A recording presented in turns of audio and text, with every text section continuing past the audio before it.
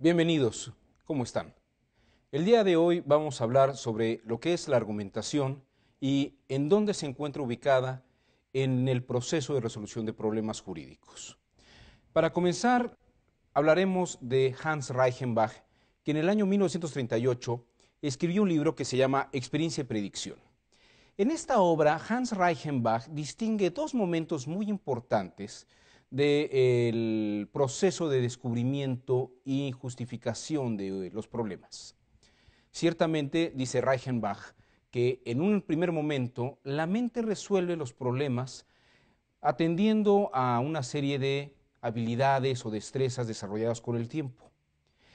Y en un segundo momento existe la etapa de justificación de la idea que hemos desarrollado. Es decir, la justificación o la argumentación que defiende un razonamiento no es el razonamiento mismo, sino solamente es el momento de justificación a los demás, en el que a los demás les queda de una forma clara qué es lo que la mente razonó antes de, cuando se enfrentó a un problema. Les quiero mostrar cómo funciona nuestra mente y dónde está la argumentación en este papel. Si ustedes ven, estoy aquí presentando en este momento una figura geométrica. Podrían ustedes considerar que es una flecha, tal vez, un aviso de tránsito.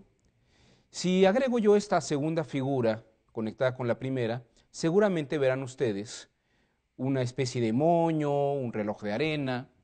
Si agregamos otras dos figuras más, parecería que viéramos una especie de lámpara, tal vez una alerta radioactiva.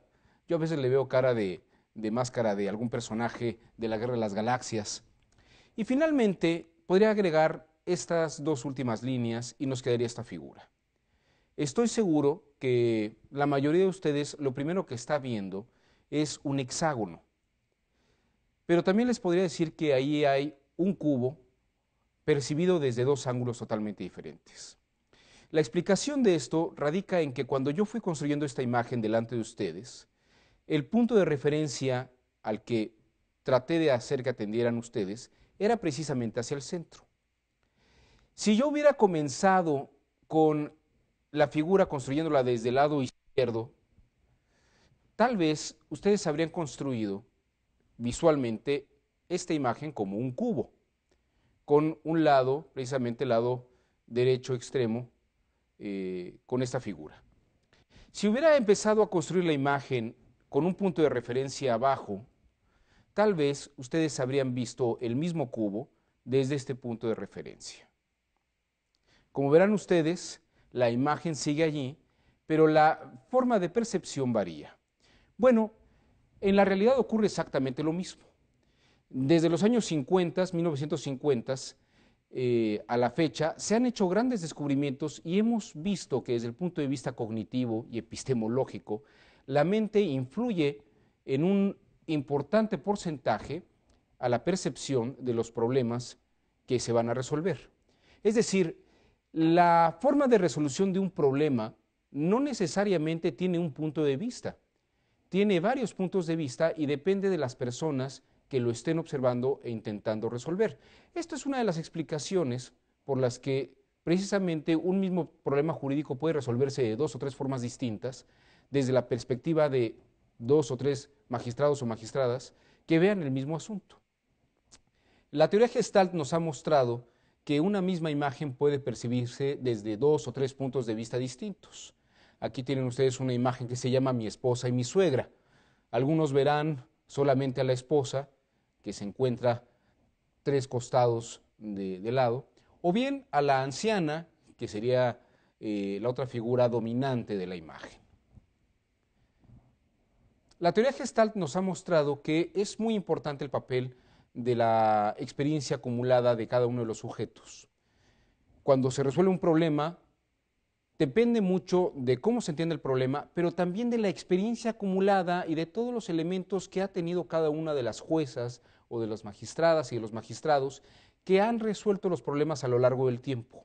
Es decir, cada uno ve desde su propio enfoque y experiencia acumulada las formas de alguna manera para resolverse.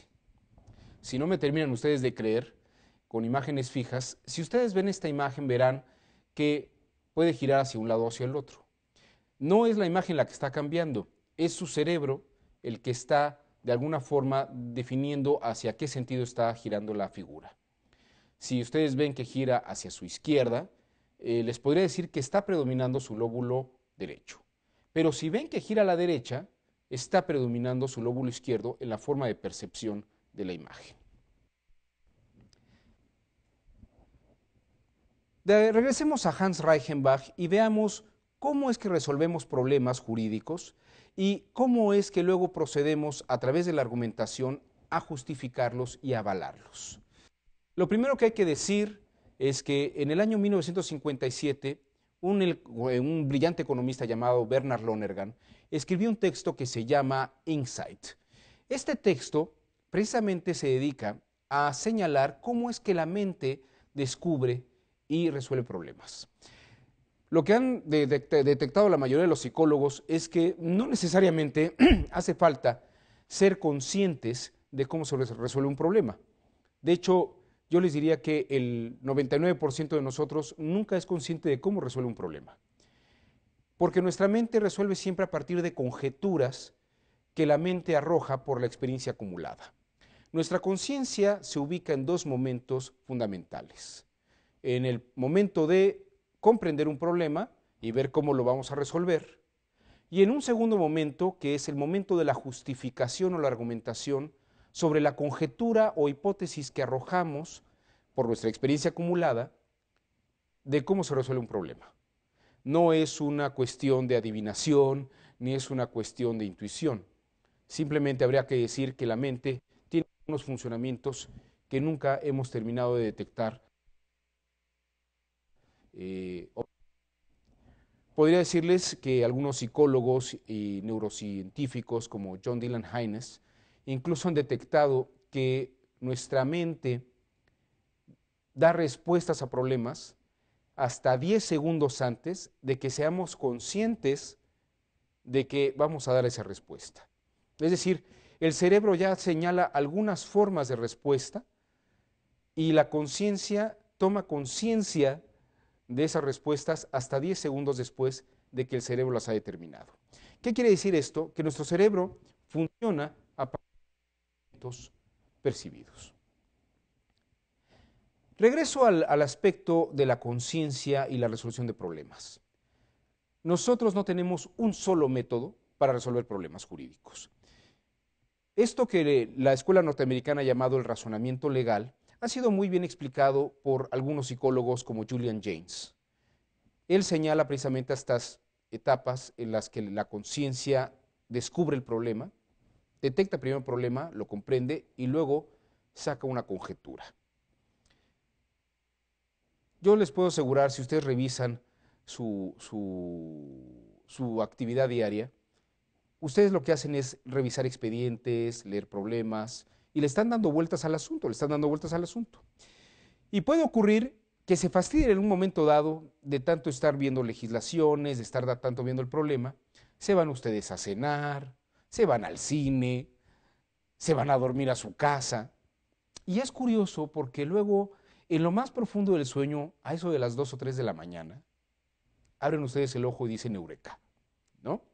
Bueno, no siempre pasa así en las noches. Imagínense ustedes, no estaríamos durmiendo nunca. Pero lo que sí les puedo decir es que efectivamente en la etapa de vigilia en la que estamos todo el tiempo constantemente trabajando, sí ocurren estas actividades de conjeturas. Y lo que hacemos en un segundo momento es precisamente tratar de avalar a través de la argumentación estas conjeturas que hemos arrojado. El razonamiento legal está en esta etapa de psicología. ¿Y qué es lo que realiza el razonamiento legal? Yo les diría que tal cual no hay un solo método, sino que efectivamente cada uno de nosotros hemos desarrollado una serie de estrategias de resolución de problemas a partir de nuestras experiencias acumuladas. La segunda etapa que señala Reichenbach, que es la etapa de justificación o de explicación del descubrimiento, es lo que nosotros llamamos argumentación. Y en el campo del derecho, argumentación jurídica. Es el empleo de formas narrativas y formales para poder avalar que nuestro razonamiento tiene una estructura que se sustenta por sí misma. Probablemente a principios del siglo XX, finales del XIX, la figura más importante de la argumentación es Charles Sanders Peirce. Es un filósofo norteamericano que incluso va a influir en los grandes juristas de la escuela realista norteamericana, en Oliver Wendell Holmes o Benjamin Cardoso, e incluso en el mismísimo Jerome Frank, quien trató de vincular elementos de psicología con la resolución jurídica. Charles Sanders Peirce, a diferencia de la tradición clásica, dice que los problemas no se resuelven bajo una lógica inductiva ni deductiva, sino bajo una lógica que llama abducción. El nombre no es de él, sin embargo, habría que decir que él es la persona que la desarrolla. Hay algunos indicios de que el mismo Aristóteles menciona la abducción como una forma de razonamiento frente a la inducción y la deducción, pero no le dedica tiempo porque, bueno, históricamente él lo que buscaba era una fórmula más específica. La abducción incluye elementos de razonamiento psicológico que en el periodo de Aristóteles realmente no se habían desarrollado tanto. ¿Cómo funciona la abducción? La abducción funciona de la siguiente manera.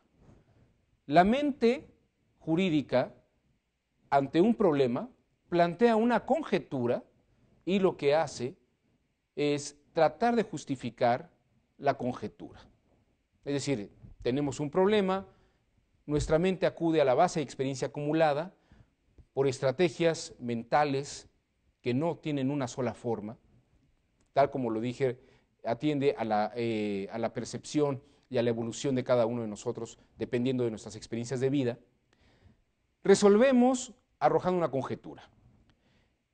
Y lo que va a hacer, eso diría la abducción, arrojo primero una conjetura y luego en un segundo momento argumento o busco un modelo lógico o formal narrativo que permita justificar aquello que estoy señalando de una manera que se sustente y que en la experiencia tenga una gran claridad.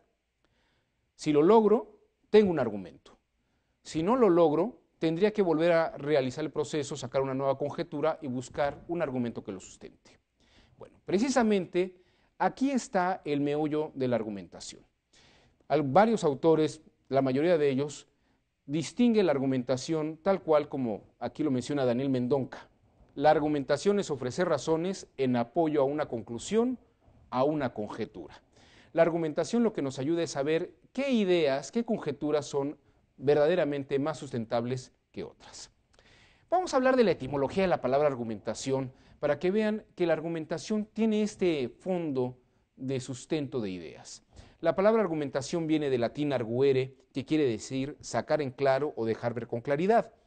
La etimología latina tiene la raíz arg, de donde derivan palabras como argentum o en nuestro español ya palabras como Argentina.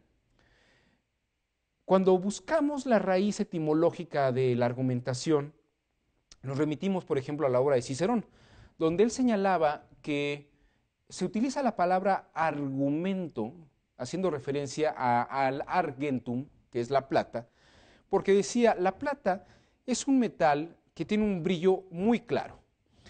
Y cuando yo expongo una idea, quisiera, dice Cicerón, que mi idea brillara de una forma clara. De ahí la raíz y la etimología de la palabra argumentación. Tiene que ver con esta forma de percibir las cosas. Como verán ustedes, no tiene nada que ver con convencer a una persona. Nosotros podemos entender de una forma clara, con un brillo claro, una idea muy peculiar, pero no quedar convencidos. Para persuadir o para convencer a alguien, la filosofía tiene otro tipo de herramientas humanísticas que podrían auxiliarnos. Podríamos pensar en la retórica, ¿no? O podríamos pensar en la erística, a lo cual le dedicaremos la siguiente cápsula un poco de atención a estos aspectos. Por el momento quede claro que la argumentación forma parte de esta etapa de justificación de las ideas que estamos exponiendo. Quiero presentarles a Jerome Brunner, uno de los grandes psicólogos que se han dedicado en los últimos 20 años al estudio del razonamiento jurídico. Es un profesor de la Universidad de Nueva York en los Estados Unidos. Jerome Brunner afirma que la argumentación procede de dos maneras sumamente peculiares. Lo que vendría siendo una forma narrativa o lingüística, que es la forma en que los jueces, las juezas o bien los abogados exponen sus percepciones, sus razonamientos a sus ponencias o a sus socios y a sus pasantes. Y por el otro lado está lo que vendría siendo el aspecto lógico formal. La única diferencia entre la lógica formal y la parte narrativa es el producto argumentativo que se genera. Brunner, junto con el juez neoyorquino Anthony Amsterdam, desarrollaron un texto que se llama La mente legal o el camino de lo legal o el razonamiento de lo legal. Sí, es una palabra de difícil traducción, minding the law, como encontrando el sesgo de lo legal a través de los aspectos mentales. Narran y exponen que precisamente los jueces, los abogados, desarrollan historias de una forma narrativa que nos generan un producto verosímil, es decir, parece verdadero, parece que es adecuado el razonamiento o la conjetura que se está arrojando. Eso es lo que nos da la narrativa. Pero también por el otro lado, el razonamiento, la exposición formal o lógico formal de una idea nos da un aspecto de verdad. Es decir, cuando la conjetura se justifica narrativamente, solamente parece verdadero, es verosímil. Pero cuando se logra formular de una manera lógica, nuestra fórmula verosímil se puede convertir en verdadera.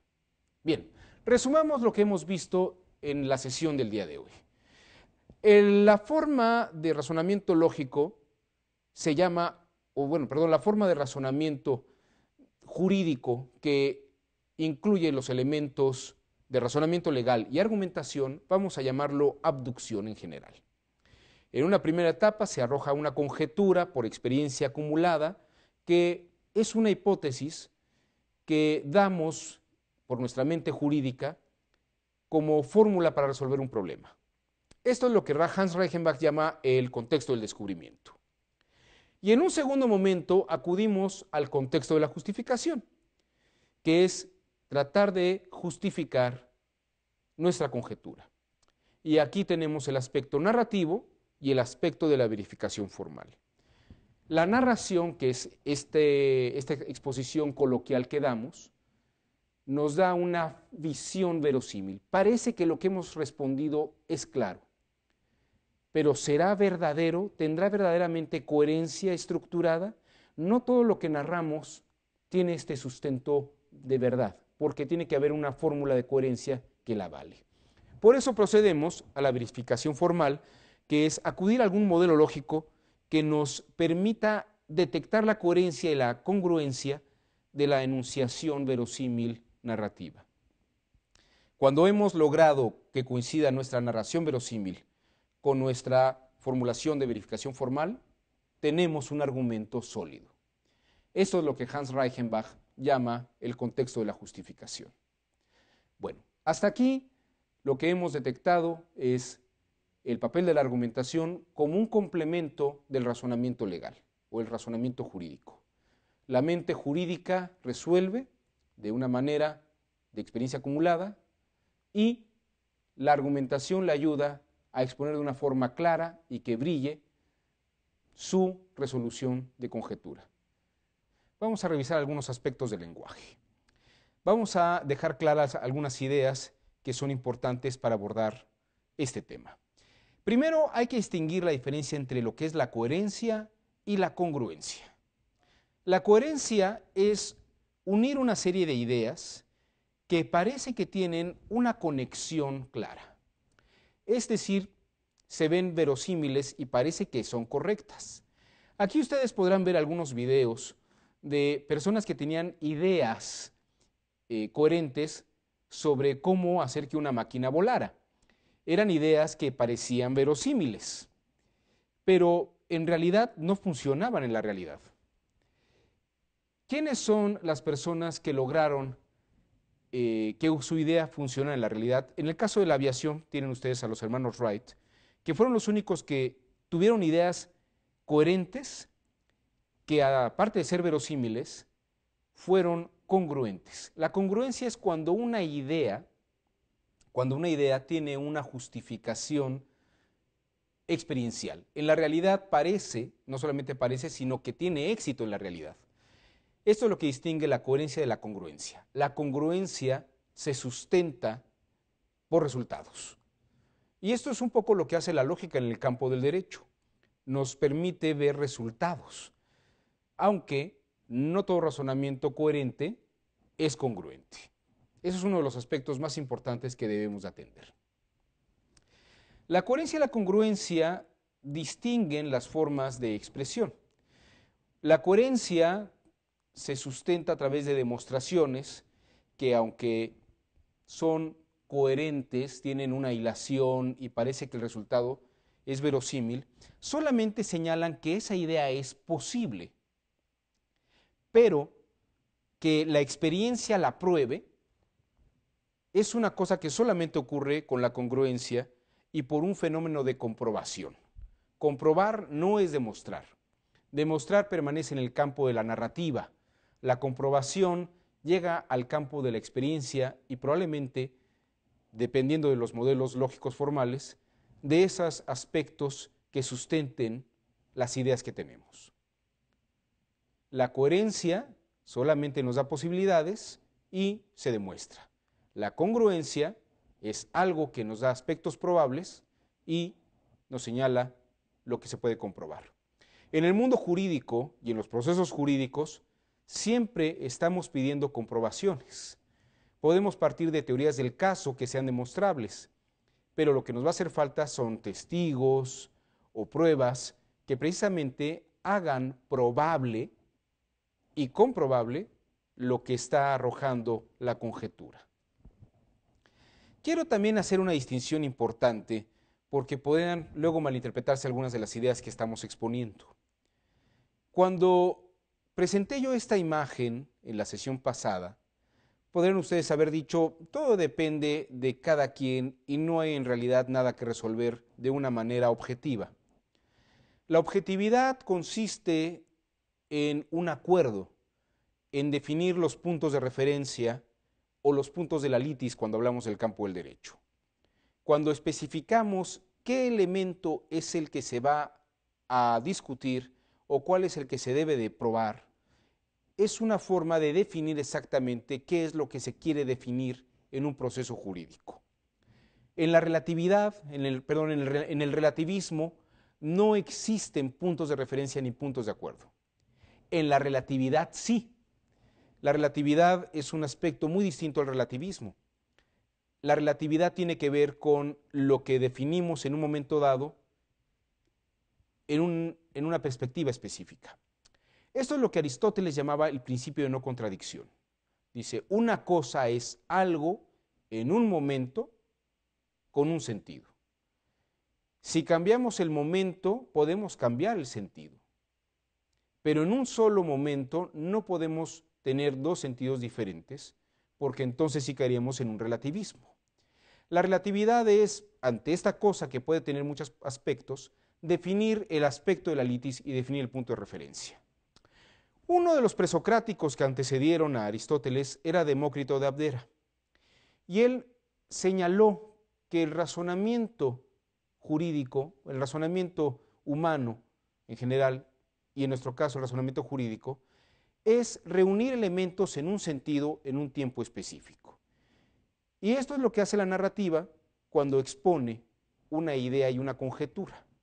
La narrativa lo que hace es especificar una cosa en un sentido en un momento dado. Dice Demócrito de Abdera, los elementos se reúnen bajo un mismo ritmo, orden y posición, y entonces se define el sentido y el momento. ¿Qué es el orden? El orden es precisamente establecer qué elementos van antes y qué elementos van después. Cuando estamos narrando hechos, debemos de especificar qué es lo que está como antecedente y qué es lo que es un consecuente. Aquí les pongo un ejemplo de alteración de orden. El ejemplo no es mío, es del viejo Aristóteles. Él dice, no es lo mismo tener la letra A y H que la letra H y A. en nuestra forma de comprender las cosas, el orden de los factores, en el caso de las ciencias sociales, sí altera el producto. La posición es un segundo fenómeno interesante. Aquí tenemos una imagen que se llama el pato conejo. Aquí tenemos los elementos ordenados, pero la posición que guardan uno en relación a la otra no es la misma.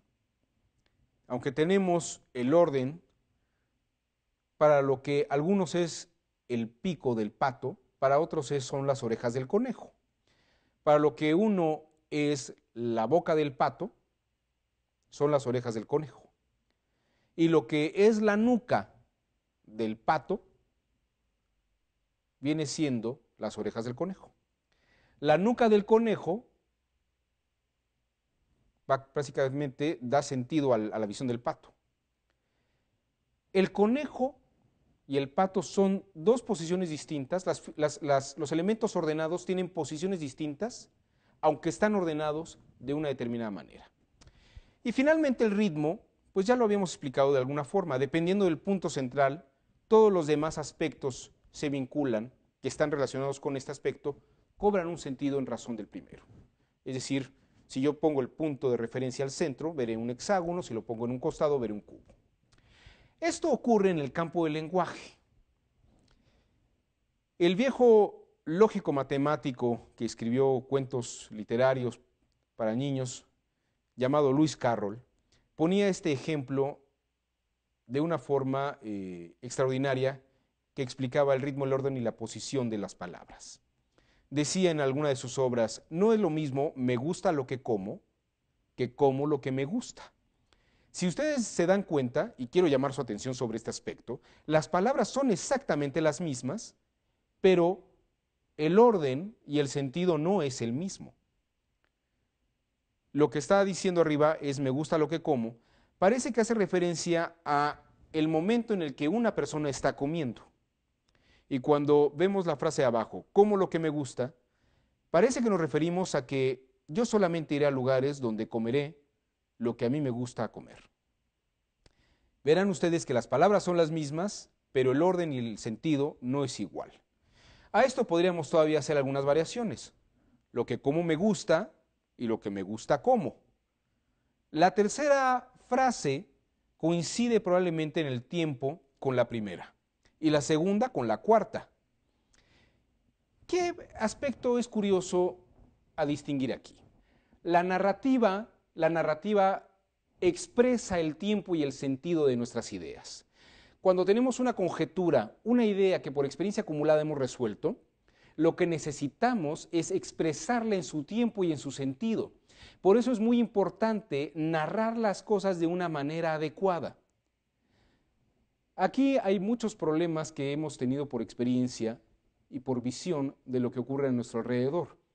Muchas veces tomamos la legislación y la leemos y decimos voy a interpretarla, y lo que hacen es pasarla de voz activa a voz pasiva, o simplemente cambian los sentidos de algunas palabras, y lo que descubrimos es que parece que son iguales, son verosímiles, pero el sentido cambia totalmente. Para una persona poco audaz en el arte de la argumentación, pues es susceptible de engaños y de percepciones argumentativas verosímiles, pero no verdaderas. Vamos a proceder en nuestro razonamiento y en nuestra exposición sobre la narrativa. Quiero presentarles a Edward Sapir y Benjamin Lee Whorf, quienes en los años 1920 y 30 afirmaron que el lenguaje determina la percepción individual de la realidad. Es decir, dependiendo de la forma en que narre una idea, percibiré de una manera verosímil aquello. Y lo más importante, las decisiones que tome sobre algo dependerán de la forma en que lo estoy percibiendo, en la forma en que me lo narraron. Sobre esto también habría que atender a los textos de Peter Berger y Thomas Luckmann, que en concreto escribieron La construcción social de la realidad, o La construcción de la realidad social. Depende de la traducción que ustedes prefieran.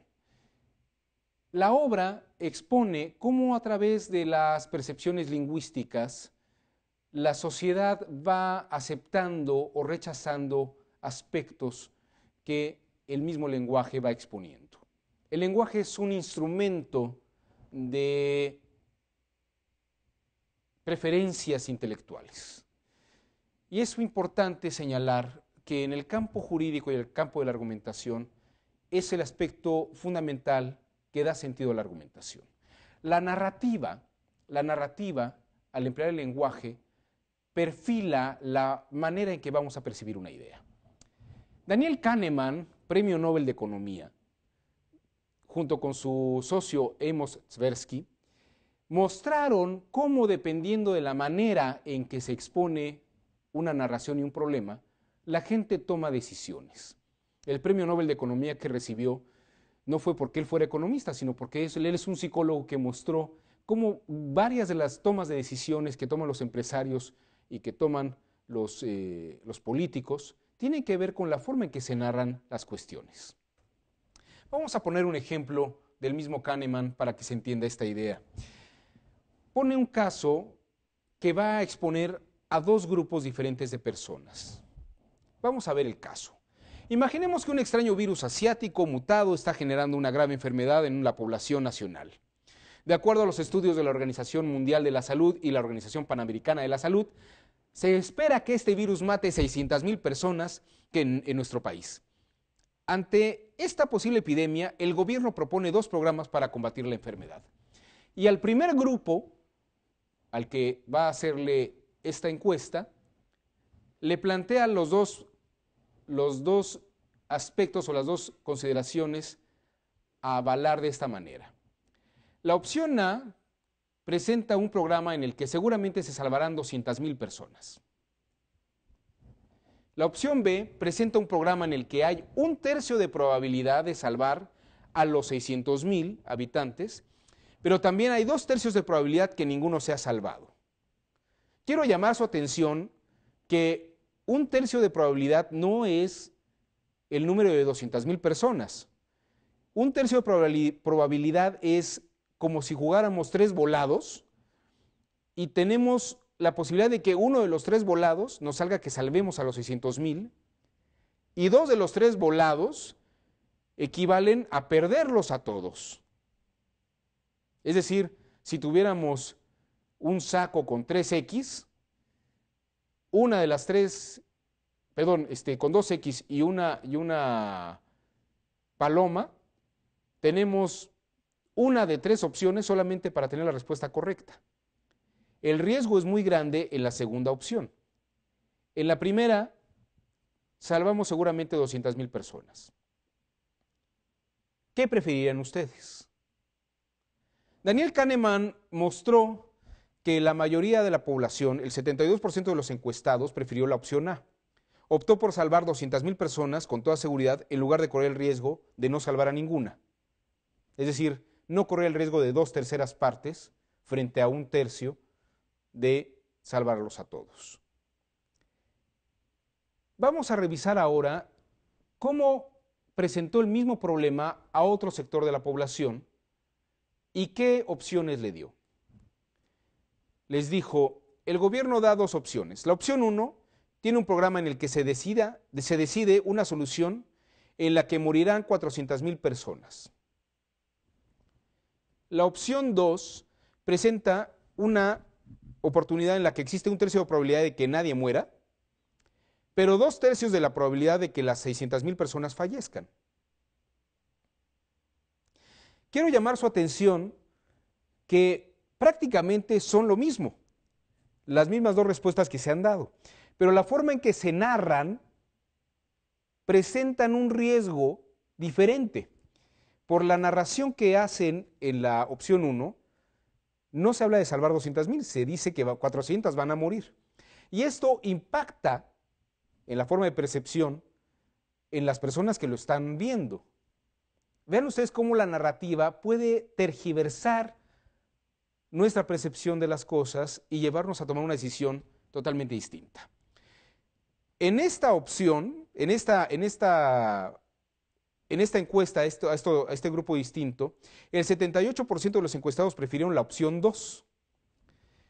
Es interesante porque Kahneman comprobó, no solamente demostró lo que quería, sino comprobó que por lo general la gente presenta una gran aversión a los riesgos y tomando en cuenta el impacto de qué tanto daño se va a hacer, la gente toma decisiones.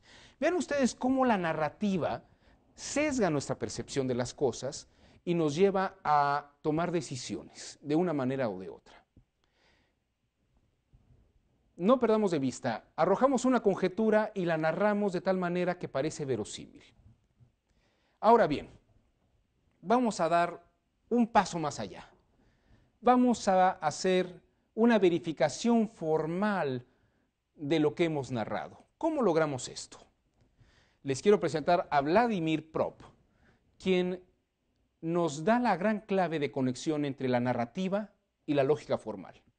Cuando nosotros narramos algo de una manera, estamos definiendo la conexión lógica de antecedente y consecuente de una manera. Si narramos el mismo evento de otra forma distinta, tergiversamos o alteramos el antecedente y el consecuente y la forma lógica varía. Es decir, el mismo problema no tiene la misma lógica. La lógica y la expresión formal lógica depende de la forma narrativa que se dé. Vladimir Prop lo ha dicho, las partes de una historia narrada son funciones.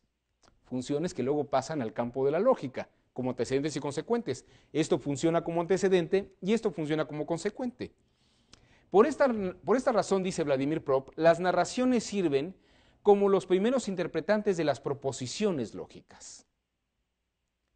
Como verán ustedes, no existe una sola lógica para resolver un problema, tal como lo decía Jean Piaget, gran amigo de Hans Kelsen. Dos grandes lógicos contemporáneos, William van Orman-Quine, nos dice, debemos de abandonar la idea de que en todos los casos será posible conocer la verdad objetiva absoluta de los hechos de un asunto. ¿Por qué? Porque la formulación lógica, que es la que nos dará el aspecto veritativo, depende de las estructuras narrativas. ¿Existe una sola fórmula lógica? ¿Existe solamente una manera de narrar las cosas? Dice Thomas Nagel, no existe el punto de vista de ningún lugar. Siempre, siempre algo se narra desde una perspectiva. Otro gran científico de la filosofía y de la ciencia, un gran filósofo de la ciencia, Paul Feyerabend, nos dice, cada cultura crea una teoría lógica que encaja en su carácter estético y moral. Dependiendo de las formas lingüísticas, se generan las formas de razonamiento. Piensen solamente ustedes que hay culturas que razonan más con verbos que con sustantivos. Hay algunos ejemplos interesantes de la Universidad de Michigan que han mostrado que los japoneses, por ejemplo, preguntan, ¿quiere usted beber más? Mientras que en Occidente nosotros diríamos, ¿quiere usted más té? ¿Quiere más café?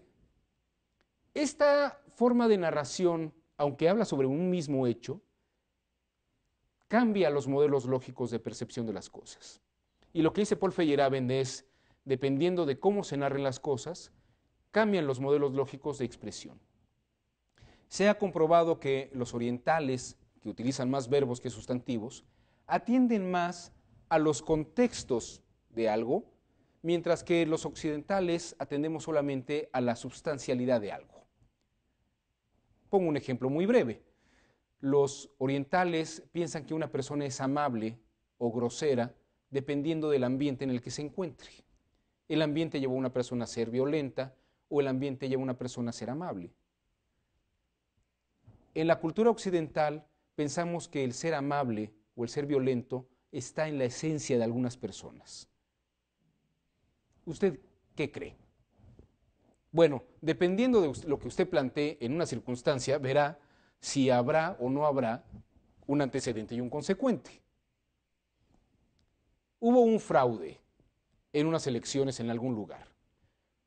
Hubo un fraude porque la estructura de la elección se prestó, o hubo un fraude porque el entorno llevó a cabo el fraude. Dependiendo de cómo se narren y cómo se perciba, se podrá resolver el problema de una manera u otra. Dice Paul Feyerabend, o siguiendo a Paul Feyerabend, me atrevo a decir, en el caso del derecho, cada razonamiento jurídico posee una lógica que encuadra con una mente que lo percibe.